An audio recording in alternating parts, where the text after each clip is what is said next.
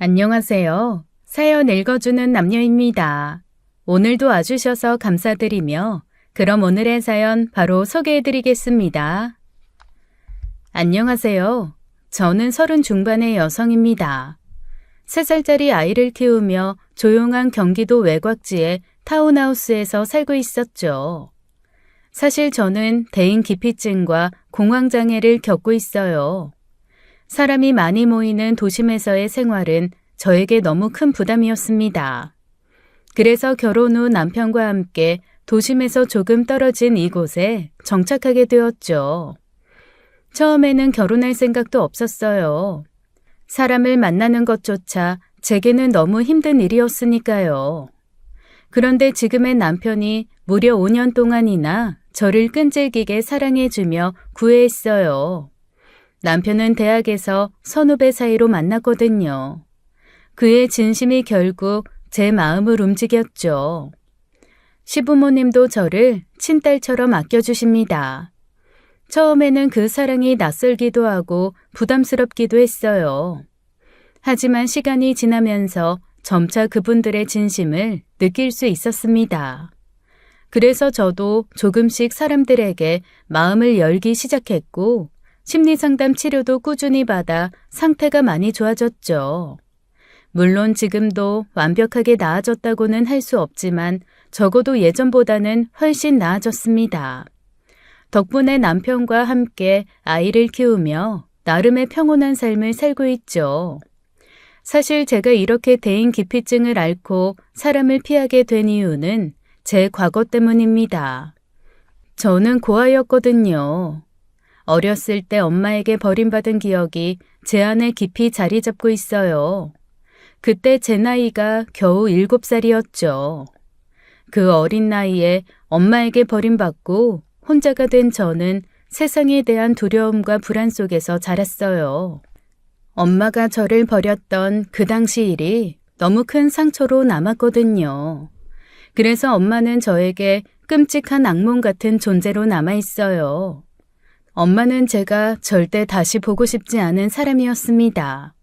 저를 버리고 떠난 그 사람을 용서할 수 없었거든요. 그런데 그 악몽 같은 기억이 25년 만에 현실이 되어 다시 저를 찾아왔습니다. 남편과 외출을 마치고 집으로 돌아온 날이었어요. 한참을 밖에서 시간을 보내고 온 터라 집에 들어가면 아이도 돌보고 저녁 준비도 해야겠다는 생각뿐이었죠. 그런데 문득 마당에 눈길이 갔습니다. 누군가가 우리 집 마당에 쪼그려 앉아 잡초를 뽑고 있는 모습이 보였거든요. 처음에는 누군가 잘못 들어온 게 아닐까 싶었어요. 하지만 그 여자의 모습이 눈에 들어오는 순간 저는 한눈에 알 수 있었죠. 그 여자가 누군지 말이에요. 가슴 속에 묻어두었던 기억이 갑자기 저를 덮쳐오듯 떠올랐습니다. 저는 한동안 그 자리에 멈춰서 아무 말도 할 수 없었죠. 여보, 왜 그래? 괜찮아? 그 순간 그 여자가 저를 보더니 갑자기 눈물을 흘리며 제 쪽으로 다가왔습니다. 그녀는 제 손을 덥석 잡으며 떨리는 목소리로 말했어요. 미란이니? 너 미란이 맞지? 아휴, 미란이 맞구나. 내가 널 얼마나 찾았는지 알아? 널 얼마나 보고 싶어 했는데. 아휴. 그 순간 25년간 마음속에 억눌러 왔던 분노가 끓어오르기 시작했습니다. 저를 버렸던 그 여자가 지금 나타나서 뻔뻔하게 눈물을 흘리며 제 손을 잡다니요. 그때의 상처와 배신감이 어제 일처럼 떠오르더군요. 참을 수 없는 분노가 솟아올랐습니다. 저는 그 여자의 손을 힘껏 뿌리치며 소리쳤어요. 당신이 여기가 어디라고 찾아와? 나가! 꺼지라고! 미쳤어? 당신이 날 보면서 감히 보고 싶었다는 말이 나와? 그 여자는 제 분노에도 아랑곳하지 않고 눈물로 범벅이 된 얼굴로 제 앞에 서 있었습니다. 그러더니 다급하게 말을 이어갔어요. 미란아, 화내지 말아줘. 그땐 다 사정이 있었어. 미란아, 정말 보고 싶었다. 내가 얼마나 힘들게 널 찾았다고. 그 순간 마당에 놓여있던 화분을 들어서 이 여자를 쳐버리고 싶었어요. 이 끔찍한 얼굴을 보고 있자니 제 마음속 깊은 곳에 간신히 묻어두고 큰 바위로 꾹꾹 눌러두었던 상처가 마구 쏟아져 나오는 기분이었죠. 저는 참을 수 없어 고래고래 소리쳤습니다. 나가라는 소리 못 들었어? 당장 내 집에서 꺼지라고. 경찰 부를까? 당장 사라져. 다시는 내 앞에 나타나지도 말고 내 눈에 띄지도 마. 내 인생에 들어오지 말라고. 제 말에 그 여자는 한참을 서서 저를 바라보더니 결국 조용히 돌아섰습니다. 떠나는 그 순간에도 여자는 눈물을 흘리며 중얼거리더군요. 미란아, 다시 올게. 미란아, 꼭 다시 올 거야. 저는 그 여자가 떠나가는 뒷모습조차 보지 않았습니다. 그저 고개를 돌리고 집으로 들어가서는 쾅 소리가 나도록 문을 닫아버렸죠. 급하게 저를 따라 들어온 남편이 놀란 표정으로 저를 붙잡았습니다. 아이, 당신 괜찮아? 대체 저 여자 누구야? 누군데 그렇게 화를 내? 저는 그 순간 남편에게 어떻게 말해야 할지 몰랐어요. 눈앞이 흐려지고 머릿속은 뒤죽박죽이었죠. 간신히 입을 열어 답했습니다. 엄마야, 25년 전 날 고아원에 버린 엄마. 그 말을 내뱉는 순간 갑자기 숨이 막히기 시작했습니다. 공황장애가 몰려왔어요. 가슴이 답답하고 숨을 쉴 수가 없었어요. 저는 그대로 주저앉아 버렸습니다. 남편이 다급하게 저를 붙들었지만 숨이 차올라 어떤 말도 할 수 없었어요. 여보, 숨 쉬어. 진정하고 찬찬히 숨 쉬어. 하지만 제 몸은 말을 듣지 않았습니다. 점점 숨을 쉬기 어려워졌고 어느 순간 의식을 잃었어요. 꿈에서 저는 7살로 돌아가 있었습니다. 엄마가 저를 버리던 그때로요. 저는 엄마 손을 붙잡고 제발 버리지 말아달라고 울부짖고 있었어요. 밥도 하루에 한 번만 먹고 시키는 건 다 한다고 했죠. 그때 엄마가 제 뺨을 때렸어요. 이렇게 말 안 들으니 버리는 거라고 하더군요. 이제 엄마 찾지도 말고 생각하지도 말고 살아. 난 네 엄마 아니니까. 그 소리에 놀라서 눈을 떠보니 병원이었습니다. 식은땀을 흘린 것인지 눈물을 흘린 것인지 베개는 흠뻑 젖어 있더군요. 제가 숨을 못 쉬자 놀란 남편이 119를 불렀다고 합니다. 다음 날 겨우 안정을 찾은 후 저는 퇴원했어요. 남편은 여전히 걱정스러운 눈빛으로 저를 바라보고 있었어요. 장모님도 참 어지간히 매정하다. 어떻게 25년 만에 당신을 찾아. 그래도 어떻게 한눈에 알아볼 수 있었네. 엄마 사진 가지고 있었으니까. 사춘기 때 다 찢어서 불태워버리긴 했지만. 그렇게 보기 싫었어? 기절할 만큼? 난 엄마 없어. 나한테는 그 여자 죽은 사람이야. 그러니까 당신도 그렇게 해줘. 더 이상 묻지도 그 여자 이야기 꺼내지도 말아줘. 남편은 더 이상 제게 아무것도 묻지 못했어요. 자칫 또 공황 발작이 일어날까봐 걱정이었겠죠.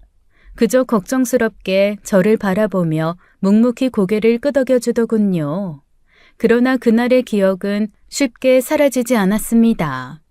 엄마에게 버려졌던 7살 때의 기억이 생생하게 떠오르며 그 끔찍한 순간들이 그 이후에도 때때로 저를 괴롭혔죠. 엄마가 찾아오고 2주일이 지났습니다. 남편과 함께 느긋한 주말을 보내며 한가로운 오후를 즐기고 있었죠. 평화로운 시간이었어요. 하지만 그 평화는 길지 않았습니다. 남편이 잠시 화장실에 갔을 때 초인종이 울렸어요. 문 밖에 누가 있는지 확인하러 나가보니 그곳에는 다시 찾아온 엄마가 서 있었습니다. 이번엔 혼자가 아니었어요. 엄마 곁에는 20대 후반쯤 되어 보이는 남자가 휠체어를 타고 있었습니다. 그의 모습에 한눈에 그가 장애가 있다는 걸 알 수 있었죠. 순간 분노가 치밀어 올랐습니다. 기어이 제 삶에 발을 들이려는 엄마의 모습이 너무 끔찍하더라고요. 대체 왜 이제 와서 이러는지 이해도 안 됐고요. 저는 곧바로 문을 열며 엄마에게 소리쳤습니다. 대체 왜 이러는 거야? 나한테 왜 이러냐고! 나가! 여기가 어디라고 또 찾아와? 미쳤어? 정신 나간 거야? 하지만 엄마는 전혀 당황한 기색 없이 제게 다가와 말했습니다. 미란아, 화만 내지 말고 엄마 말 좀 들어줘. 오늘은 소개해주고 싶은 사람이 있어서 왔어. 저는 믿을 수 없다는 표정으로 엄마를 쳐다봤습니다. 그리고 엄마는 옆에 있는 휠체어 탄 남자를 가리키며 말했습니다. 얘가 네 동생이야. 이름은 민수고. 그 말을 듣는 순간 저는 어이가 없어서 헛웃음이 나왔습니다. 남동생이라니 대체 지금 뭐 하자는 건지 도저히 모르겠더라고요. 그 황당함에 저는 비웃으며 말했습니다. 동생? 나한테 동생이 있었다고? 참나, 정말 가지가지 한다. 이제 와서 나한테 동생이 있다고? 그래서 어쩌라고? 엄마는 저의 비웃음에도 아랑곳하지 않고 말을 이어갔습니다. 미란아, 그러지 말고. 모르면 몰랐지만 이제 알았잖아. 그치? 이제라도 형제끼리 왕래하면서 지내자. 그리고 엄마 이야기도 좀 들어보고. 그렇게 매정하게 나를 버리고는 25년 만에 찾아와서 한다는 소리가 가족끼리 왕래를 하면서 지내자라니 정말 어처구니가 없더군요. 지금 와서 뭐? 왕래? 미친 거면 정신병원을 가. 왜 내 집에 나타나서 사람 속을 뒤집는데?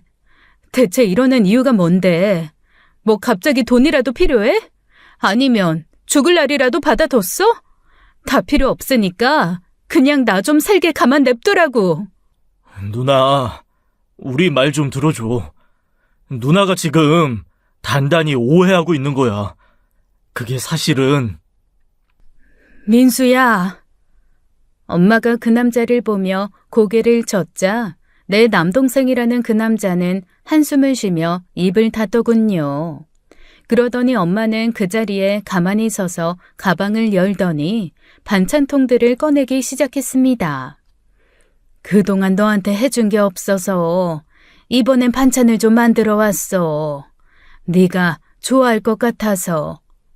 엄마는 반찬통을 하나하나 꺼내며 바닥에 내려놓기 시작했어요. 하지만 저는 엄마가 건넨 반찬통을 거칠게 뺏어들고는 그대로 집 밖으로 던져버렸습니다. 반찬통이 바닥에 부딪히며 요란한 소리가 났고 반찬들이 여기저기 흩어졌죠. 그때 남편이 화장실에서 나와서 저를 말리기 시작했어요. 여보, 진정해. 미란아, 이러지 마. 하지만 저는 멈추지 않았습니다. 엄마가 나에게 무언가를 해주겠다고 말하는 것조차 너무나도 역겹고 끔찍했으니까요. 저는 더 크게 소리쳤습니다. 이까짓 거 가지고 나타나면 고맙다면서 내가 집으로 들어오라고 할 줄 알았어? 정신 차려.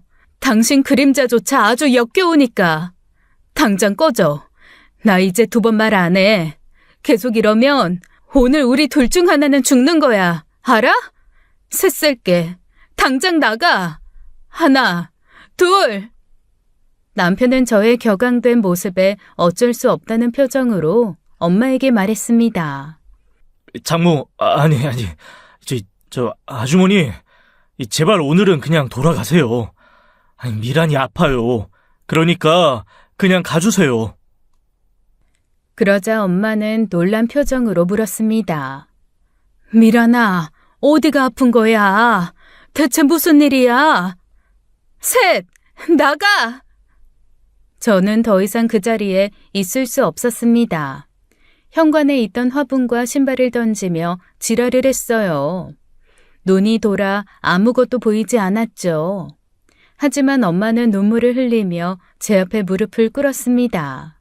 눈물 범벅이 된 얼굴로 간절하게 저를 바라보며 말했어요. 미란아, 엄마가 정말 잘못했어. 제발 용서해줘. 네가 얼마나 힘들었는지 알지만 제발 엄마 받아달라는 말 아니야.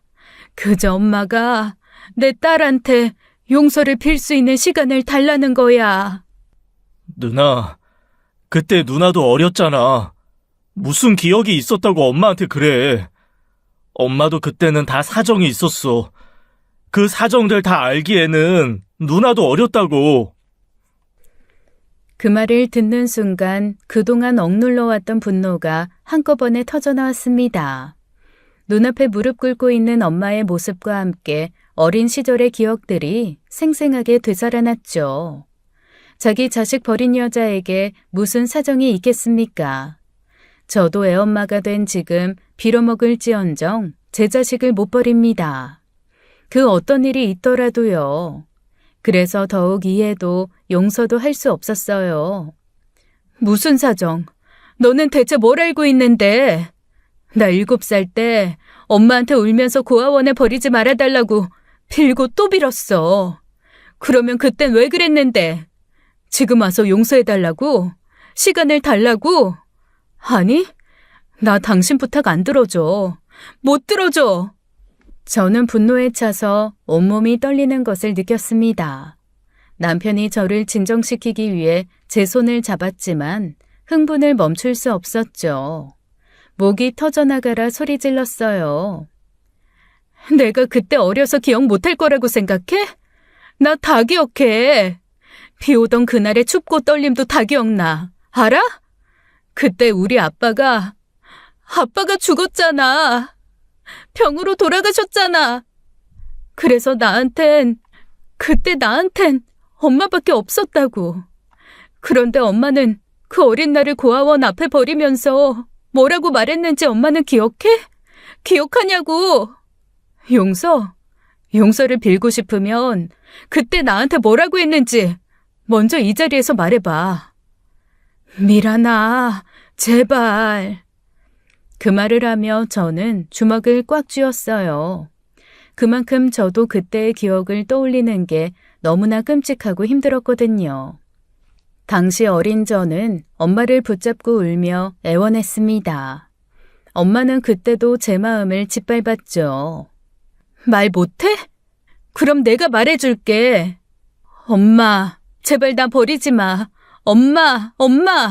라고 말하니까 당신이 그 어린 나한테 어떻게 했어? 엄마가 내 뺨 때렸던 거 기억 안 나? 재수없게 들러붙지 말라고, 제발 좀 꺼지라고. 내 뺨 때렸잖아.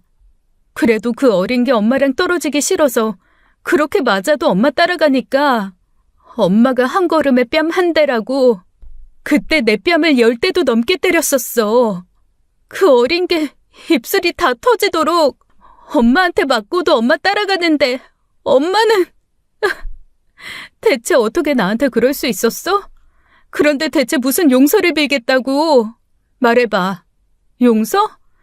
용서 빌고 싶다면 지금 대답해 줄게. 나 엄마 용서 안 해.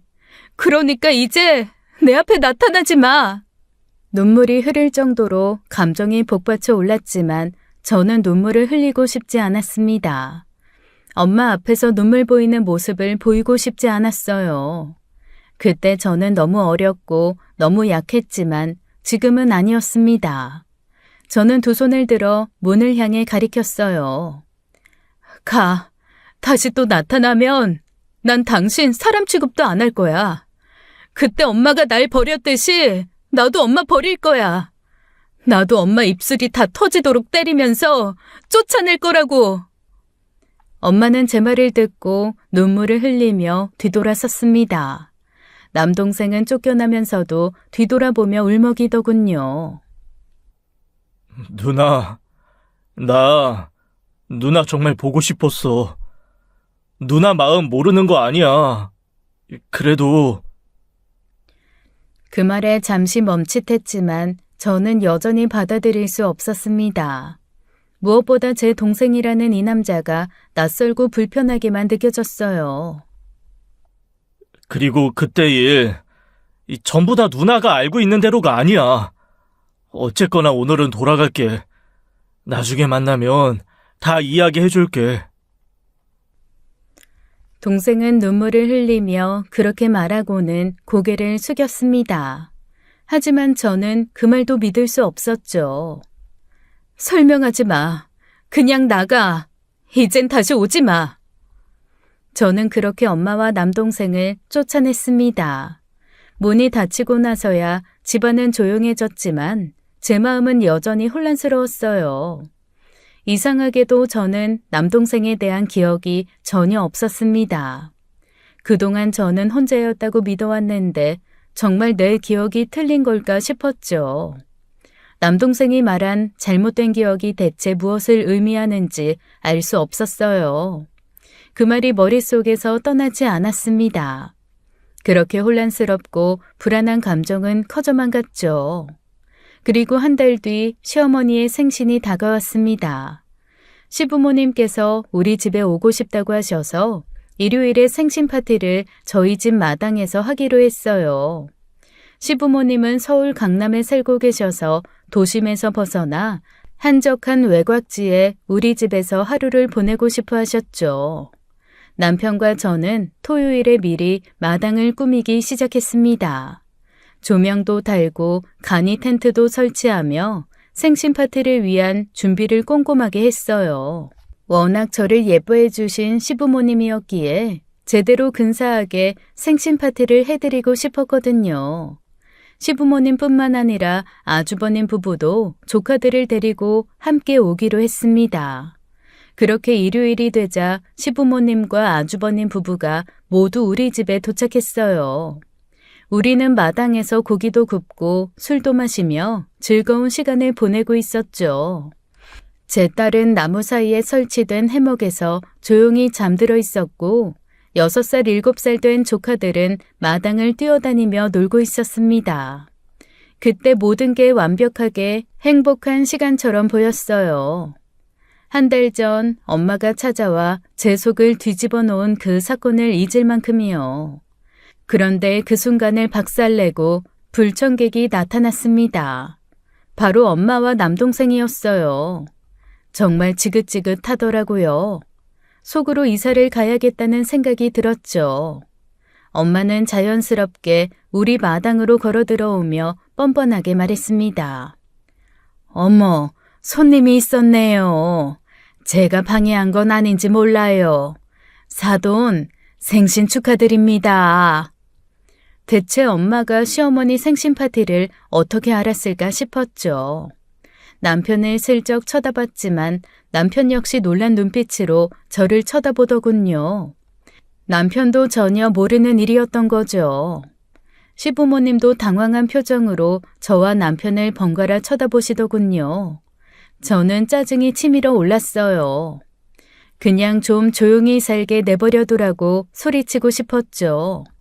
하지만 시부모님께서도 있으신 자리이니 최대한 조용히 처리하고 싶었습니다. 저는 엄마에게 다가가 조용히 말했어요. 미쳤어요? 정말 나 죽는 꼴 보려고 이래요? 내 말 하나도 못 알아들었어요?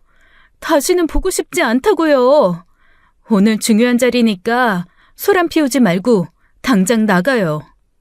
시어머니의 생신을 망치고 싶지 않았습니다. 그래서 최대한 인내하며 말했죠. 제발 내 인생 좀 그만 망치고 그냥 가. 제발 좀. 그때 시어머니께서 제게 조심스레 말을 꺼내셨습니다.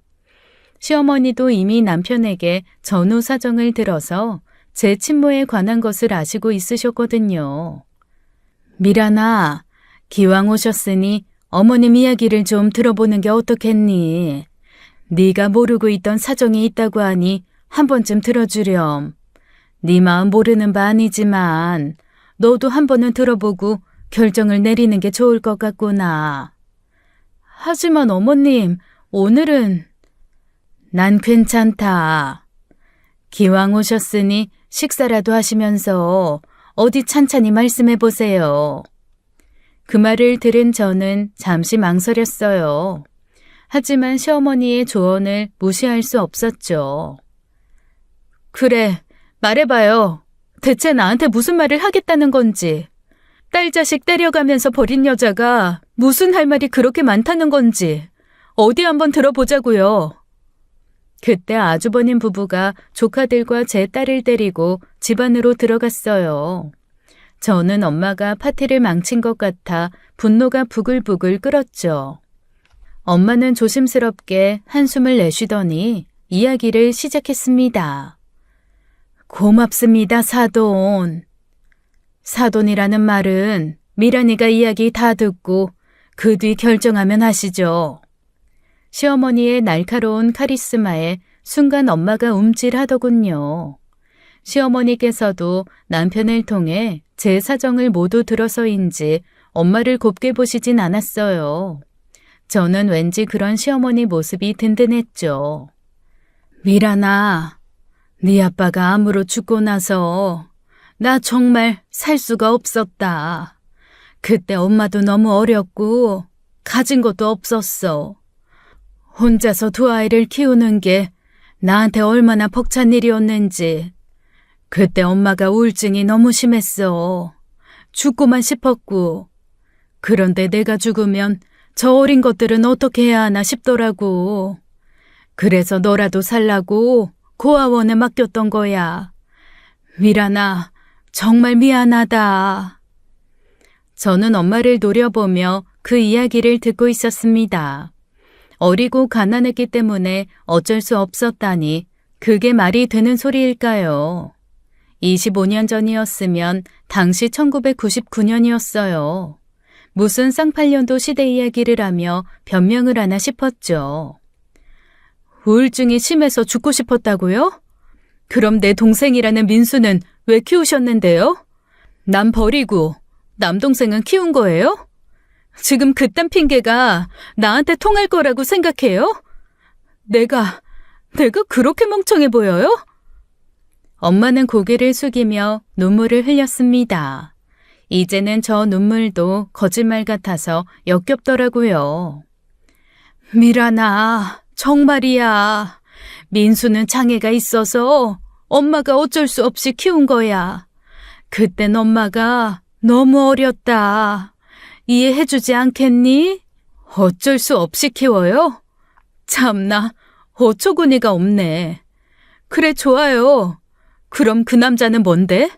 아빠 죽기 전부터 만나던 남자 있잖아요. 엄마는 갑작스러운 제 질문에 깜짝 놀란 표정으로 저를 쳐다보았습니다. 남자라니? 그게 무슨 소리니? 너 혹시 삼촌 말하는 거니? 그 남자는 엄마 내연남 아니야. 그분은 네 외삼촌이야. 그때 내가 너무 힘들어서 네 외삼촌이 도와줬던 거야. 네가 너무 어려서 오해한 거야. 사돈, 이렇게 얘가 어려서 저를 25년간 오해하며 살아왔네요. 아휴. 저는 엄마의 말을 듣고 더 이상 참을 수 없었습니다. 그 뻔뻔한 거짓말이 저를 더욱 화나게 만들었죠. 그 당시의 충격은 아직도 저를 힘들게 합니다. 이런 걸 전문 용어로 트라우마라고 하죠. 그 기억이 아직도 생생한데 엄마는 그 기억을 부정하며 거짓말을 하고 있었어요. 저는 분노를 참지 못하고 크게 외쳤습니다. 거짓말 좀 그만해. 이제 당신 지긋지긋하다. 그 남자가 외삼촌이라고? 내가 어렸을 때 그때 기억 못할 거라고 생각해? 내가 다 봤어. 엄마랑 그 남자가 방에서 무슨 짓 했는지 다 봤다고. 지금도 생생하게 다 기억나는데? 둘이서 다 벗고 무슨 짓 했는지 어제 일처럼 기억나는데? 그런데 뭐 외삼촌? 지금 와서 뻔뻔하게 거짓말을 해? 아빠가 아파서 방에 누워있을 때도 작은 방에서 그랬잖아. 나 고아원에 버릴 때, 내 뺨 때릴 때도 그 남자가 엄마 옆에 있었잖아. 그때 엄마가 한 말도 나 다 기억해. 지 아빠 닮아서 재수없는 년이라고 한 말, 내가 어려서 기억 못할 것 같아? 그런데 뻔뻔하게 날 찾아와서는 그딴 개같은 눈물 흘리면서 그딴 소리를 짓거려? 천륜, 그딴 천륜 개나 줘버려. 당신은 벼락 맞아 죽어도 할 말 없는 사람이야. 그동안 참아왔던 진실을 터뜨린 제 외침에 그 누구도 말을 하지 못했습니다. 입만 열면 거짓말을 내뱉던 엄마도 입을 벌리고는 놀라서 아무 말도 못하더군요. 시어머니와 시아버지도 제 말에 얼굴이 벌개지도록 분노하셨어요. 결국 시아버지께서 무서운 목소리로 엄마에게 말했습니다. 더 이상 거짓말은 그만두세요. 이만 나가세요. 그리고 다시는 내 며느리 찾아오지 마십시오. 또 이렇게 찾아와서 거짓말하면서 내 며느리 괴롭히면 그땐 내가 가만 안 있겠습니다. 어떻게 가만 안 있을지 궁금하면 내일이라도 다시 와요. 살면서 땅을 치며 평생을 후회하게 만들어줄 수 있으니까. 그리고 시어머니께서도 분노를 억누르며 차분하게 말씀하셨죠. 미란이가 아직 용서를 할 마음이 없다면 왕래를 하지 않는 게 맞는 것 같습니다. 제가 듣기에도 용서할 일은 아니네요. 살면서 천천히 용서를 구하다가 미란이가 용서할 준비가 되면 그때 다시 연락하시라고 말하려고 했어요. 그런데 이젠 제가 가만히 못 있겠습니다. 10,000,000분의 하나 미란이가 용서하겠다고 해도 제가 말려야겠다고요. 당장 나가세요. 여기 당신 반기는 사람 하나도 없습니다. 끌려나가기 싫으면 당장 나가라고. 엄마는 여전히 눈물을 흘리며 제게 무언가를 말하려 했지만 저는 그 말도 듣고 싶지 않았습니다. 그리고 시부모님의 단호한 말씀에 엄마는 더 이상 버티지 못하고 조용히 고개를 숙인 채 문을 나갔죠. 그런데 그때 제 남동생이라는 놈이 보이지 않는다는 것을 깨달았습니다. 남동생은 어디로 간 걸까 주위를 둘러보며 남편에게 물었죠. 내 남동생 어디 갔어? 민수 씨. 아까 화장실 가고 싶다고 하길래 집안에 화장실 있다고 했는데. 무슨 소리야. 1층 화장실 고장났잖아. 맞다. 저는 씩씩거리며 집 안으로 들어갔습니다. 그런데 남동생이 집 안에 보이지 않았어요. 그 순간 동생이 2층 계단에 앉아 있는 게 보였습니다. 너 여기서 뭐 하는 거야? 어떻게 2층까지 올라온 거야? 누나. 1층 화장실 고장이더라고. 그래서 간신히 기어서 2층 화장실 쓰고 내려오는 길이야. 그 말을 듣는 순간 가슴이 이상하게 뛰었습니다. 남편은 아무것도 모르고 말하더군요. 그걸 왜 말하지 않았어? 나한테 말했으면 도와줬을 텐데. 거기까지 기어 올라가는 거 안 힘들었어? 하지만 제 마음속에 떠오른 것은 다른 감정이었습니다. 휠체어를 타는 하반신 마비 남동생이 2층까지 기어 올라갔다니 그 말이 수상하게 느껴졌거든요. 왠지 모르게 그 상황이 믿기지 않았어요. 하지만 지금은 더 이상 생각할 시간이 없었습니다. 저는 남동생에게 엄마와 함께 돌아가라고 말했어요. 이제 그만 가. 네 엄마는 벌써 자기 차에 갔어. 남편이 아무 말 없이 남동생을 부축해서는 휠체어에 앉혔습니다. 그렇게 엄마와 남동생을 집 밖으로 내보냈죠. 엄마는 끝까지 지긋지긋한 거짓말을 하더군요. 미란아, 정말로 엄마는 그만하고 가. 25년 만에 만난 딸한테 꼭 욕까지 들어야겠어? 엄마와 남동생이 떠나고 나서 저는 시부모님에게 다가가 죄송하다는 말을 꺼냈습니다. 어머니, 정말 죄송해요. 오늘 생신 파티를 이렇게 망쳐버렸어요. 시어머니는 아무 말 없이 저를 바라보았어요. 그리고는 저를 따뜻하게 안아주셨습니다. 미란아, 고생했다. 네가 얼마나 힘들었을지 내가 다 알 수는 없다만 정말 많이 힘들었겠구나. 울어도 돼. 너무 애쓰지 마. 그 말을 듣는 순간 저는 그동안 참아왔던 감정들이 한꺼번에 무너져 내렸습니다. 시어머니의 품에서 저는 꺼이꺼이 울기 시작했어요. 그동안 쌓여있던 모든 분노와 슬픔, 혼란스러운 감정들이 눈물로 터져나왔죠.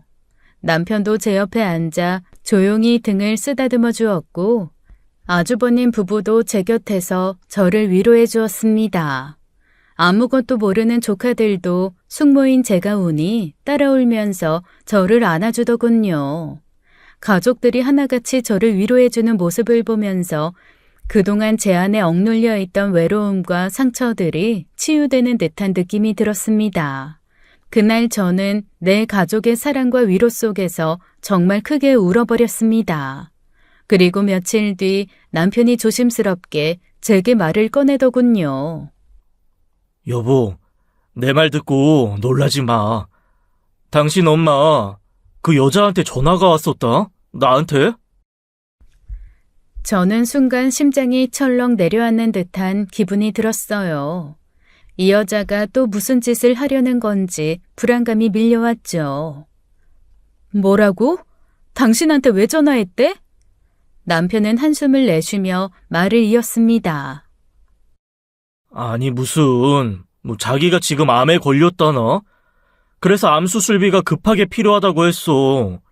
당장 돈이 필요하다면서, 아니, 나한테 돈 좀 빌려달라고 하더라고.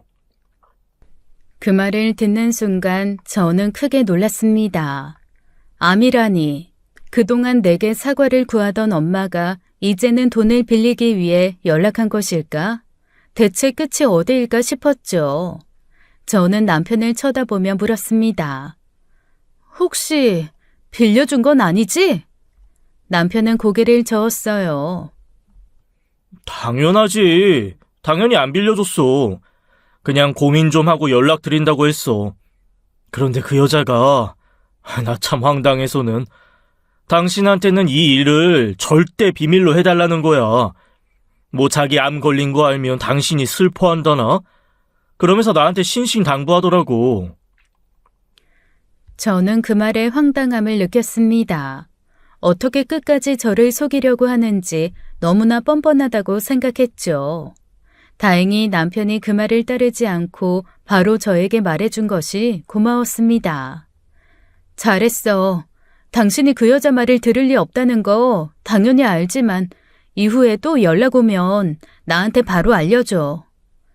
남편은 무겁게 고개를 끄덕이며 이어서 말했습니다. 그런데 아무리 못되고 당신을 버린 사람이지만 그래도 천련이라는 게 있잖아. 암이라니. 진짜 암이면 조금 불쌍하지 않아? 당신 엄마잖아. 어쩌면 암에 걸려서 당신 마지막으로 보고 싶어서 찾아온 걸 수도 있잖아. 그러니까 내 말은 만약 진짜 암이라면 조금이라도 도와주면 어떨까? 절대 그럴 필요 없어. 당신도 절대 그런 생각 하지 마. 그 인간들 입만 열면 거짓말하는 사람들이야. 암도 분명 거짓말일 거야. 남편은 제 표정을 보며 조금 놀란 듯 물었습니다. 거짓말이라고? 어떻게 확신해? 당신 뭐 알고 있어? 저는 그동안 마음속에 쌓여있던 의심을 남편에게 털어놓았습니다. 그 사람들, 특히 내 남동생, 너무 수상해. 나 그 남자 내 기억 속에 전혀 없어. 내가 남동생이 있었다는 기억조차 없다고. 무슨 소리야? 남동생이 없었다고? 저는 잠시 숨을 고르고 며칠 전 시어머니 생신날에 있었던 일을 떠올렸습니다. 그리고 그날 시어머니 생신 파티 때 내 남동생이라는 그 남자가 2층 계단에서 걸어서 내려오다가 내가 1층 문 여는 소리 듣고는 깜짝 놀라서 그 자리에서 갑자기 계단에 주저앉더라고.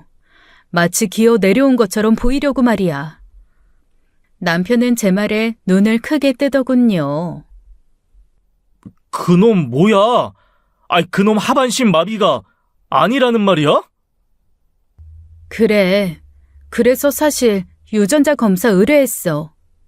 남편은 깜짝 놀라며 소리쳤습니다. 뭐? 유전자 검사? 그걸 어떻게 한 거야? 뭐 그놈 머리털이라도 뽑았었어? 그날 그놈이 계속 감기에 걸렸는지 계속 코를 풀었잖아. 그래서 엄마랑 그놈이 떠난 후에 그놈이 썼던 휴지를 밀폐봉투에 넣어서 보관했었어. 그 휴지 유전자 검사기관에 보냈지. 남편은 놀라움을 감추지 못하고 제 말을 들었습니다.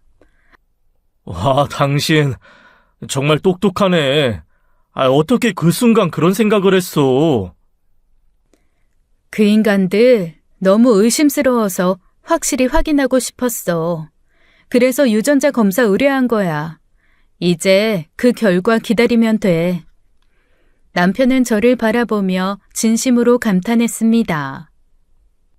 당신 정말 대단하다. 그런 상황에서 이렇게 침착하게 대처하다니 대단해.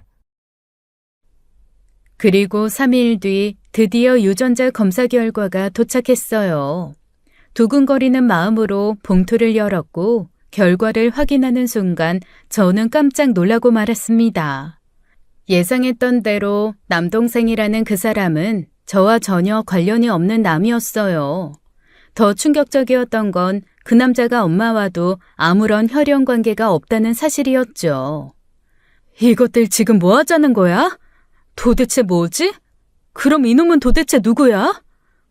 처음에 저는 제 남동생이라는 그 놈이 엄마와 내연남 사이에서 낳은 자식인 줄 알았어요. 그런데 완전 남남이더라고요. 저는 혼란스러움에 빠져 머릿속이 복잡해졌습니다. 도대체 엄마는 왜 그놈을 내 남동생이라고 소개한 걸까? 그리고 그놈은 왜 나를 속이려 했을까? 사실 답은 하나였죠. 그 순간 저는 한 가지 떠오르는 생각이 있었어요. 남편의 친구 진수 씨가 이 상황을 해결하는데 도움을 줄 수 있을 것 같았어요. 그래서 남편에게 말했습니다. 여보, 진수 씨한테 연락 좀 해줘. 진수? 왜 갑자기? 진수한테 무슨 연락을 해? 진수 씨한테 부탁 좀 할 게 있어서 중요한 일이야. 남편도 그 순간 제 생각을 눈치채더군요. 그리고는 굳은 표정으로 고개를 끄덕였습니다. 며칠 뒤 저는 엄마에게 전화를 걸었어요. 엄마에게 우리 집에 와달라고 말했어요. 엄마, 우리 집에 와. 내 동생이랑 같이. 엄마는 예상치 못한 제 연락에 놀란 듯 했습니다. 저는 차분하게 말을 이어갔어요. 남편한테 들었어, 엄마. 엄마, 정말 암 맞아? 그 순간 전화 너머에서 엄마가 울먹이는 소리가 들렸습니다. 내가 말하지 말라고 말했는데 김서방이 다 말했구나. 그래, 미란아. 맞아. 엄마 암이야. 그래서 마지막 가는 길에 우리 딸 보고 싶어서 찾아갔던 거야. 미란아, 나 정말로 암에 걸렸다. 저는 잠시 숨을 고르며 대답했습니다. 그럼 엄마, 우리 집에 와. 그동안 내가 잘못 알고 있었던 과거에 대한 이야기도 좀 하자. 엄마 치료도 못 받고 그렇게 보낼 순 없어. 엄마, 내가 치료비 다 낼게. 그러니까 바로 우리 집으로 와. 그리고 꼭 동생도 데리고 오고. 보고 싶어. 엄마는 울면서 고맙다고 하더군요. 저는 전화를 끊고 심호흡을 했습니다. 온대? 바로 온대? 진수 씨한테 바로 준비 좀 해달라고 해. 그런데 당신이 직접 할 필요가 있을까? 저는 이미 유전자 검사 결과를 통해 그 남자가 제 남동생이 아니라는 사실을 알고 있었습니다. 그리고 진수 씨를 통해 그것들의 충격적인 비밀도 알게 되었고요. 저는 제 손으로 이 악연을 끊어내기로 했어요. 직접 하고 싶어. 다음 날 엄마와 자칭 내 남동생이라는 남자가 우리 집에 도착했습니다. 문을 열고 그들을 맞이하며 저는 차분하게 자리에 앉으라고 했어요. 마음속에는 수많은 감정이 뒤섞였지만 저는 침착함을 유지하려 했었습니다. 내가 그동안 곰곰이 생각해봤는데 생각해 봤는데? 아이, 거봐. 미란이 네 기억이 잘못된 거지? 그때 고작 7살이었는데 뭘 기억했겠어. 됐어. 지금이라도 다시 우리 보고 싶다고 했으면 된 거지. 그치, 엄마? 아, 이제 가족이 다 모였네. 다행이다. 다행? 너희한테는 다행이 아닐 텐데. 내 기억 잘못된 거 하나도 없어. 그리고 무엇보다 너 대체 누구니? 난 네가 하나도 기억 안 나. 너 대체 뭐 하는 놈이야? 누나, 아이, 그게 무슨 말이야? 엄마는 제 말을 듣고 당황한 듯 보였습니다. 저는 엄마의 눈을 똑바로 바라보며 말했어요. 내가 어렸을 때 당신한테 당한 일, 그때 기억이 전부 선명해. 엄마가 나를 고아원 앞에 두고 떠났던 그날도, 때렸던 그날도, 그리고 엄마 내연남하고의 그 짓도 다 기억하고 있어. 그런데 쟤는 도저히 기억이 안 나. 엄마, 거짓말을 하려고 했으면 쟤는 데리고 오지 말았어야지. 쟤는 대체 왜 데리고 온 거야? 설마 불쌍해 보이려고 휠체어까지 태우고 온 거야? 누나, 왜 그래? 내가 그렇게 멍청해 보였니? 하반신 마비인 놈이 다리에 근육이 그렇게 많다고? 야, 거짓말을 하려거든 성의를 좀 보여. 아이씨, 뭐야? 그 순간 엄마의 표정이 굳어졌습니다. 엄마는 잠시 말을 멈추더니 갑자기 화를 내기 시작했죠. 네가 기억 못하는 거라고. 이 정도 잘못했다고 하면 이제는 좀 용서할 때도 되지 않았어? 언제까지 과거에 얽매여 있을 거야? 천륜이라는 게 괜히 있는 게 아니야. 내가 암이라잖아, 암. 그리고 네 동생은 최근에 다쳐서 그런 거라고. 거짓말 좀 그만해, 이 사기꾼 새끼들아. 그 순간 우리 집 마당에 대기하고 있던 경찰들과 남편의 친구 진수 씨가 모습을 드러냈습니다. 저는 차분히 그 광경을 지켜보았어요. 엄마와 자신을 내 남동생이라고 속였던 남자는 순식간에 경찰들에게 둘러싸였습니다. 사실 남편의 친구인 진수 씨는 형사였어요. 엄마와 내 동생이라고 주장하는 그놈의 수상한 행동들이 의심스러웠던 저는 남편 친구 진수 씨에게 엄마의 신원조회를 부탁했던 것이었습니다. 그리고 조회 결과는 정말 믿기 어려울 지경이었죠. 엄마는 놀란 표정을 지으며 당황한 목소리로 소리쳤습니다. 미란아, 이게 무슨 짓이야? 왜 이래? 엄마 암이라니까? 미란아! 하지만 경찰들은 냉정하게 엄마의 손목에 수갑을 채웠어요. 제 남동생이라고 거짓말했던 남자도 같이 체포되었습니다. 이정순 씨, 박민수 씨, 당신을 최영희 씨 살인미수 살인교사 사기 혐의로 체포합니다. 당신들은 변호사를 선임할 수 있고. 엄마는 저를 향해 분노의 눈빛을 보내며 고함을 질렀습니다. 박미란아! 이 개같은 년! 네가 나한테 이럴 수 있어? 어떻게 네 친엄마한테 이래? 네가 어떻게 이럴 수 있냐고! 저는 침착하게 그들을 바라보았습니다. 당신한테는 이래도 돼. 그동안 품고 있었던 수많은 의문들이 모두 풀렸습니다. 그들의 거짓말이 모두 드러나기 시작했으니까요.